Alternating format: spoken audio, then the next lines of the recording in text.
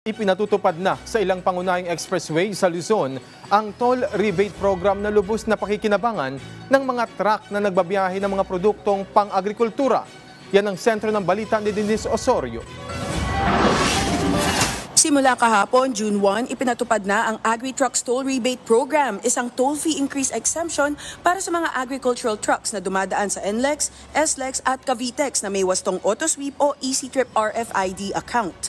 Ayon kay Department of Finance Secretary Ralph Recto, mapapabagal nito ang food inflation at matitiyak na abot kaya ang mga presyo ng mga pangunahing bilihin sa merkado.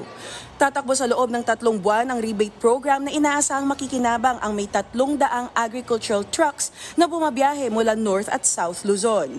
Importanteng i-enroll at maaprubahan sa sistema ang mga account upang ma-credit sa mga RFID account ang toll rebate ng mga trucker tuwing Miyerkules ng sumusunod na linggo. Para maging kwalipikado sa toll fee increase exemption, siguraduhing accredited ng Department of Agriculture ang mga agri-truck na ipaparehistro, kasama na rin ang kopya ng ORCR ng sasakyan, valid ID at ang AutoSweep o EasyTrip card. Bisitahin ang alinman sa mga sumusunod na tanggapan at puna ng mga form. 7 araw ang hihintayin upang maaproba para sa toll rebate. Paalala ng mga opisyal, huwag maging abuso sa sistema dahil posibleng madiskwalipika ang truck mula sa programa. Denise Osorio para sa Pambansang TV sa Bagong Pilipinas.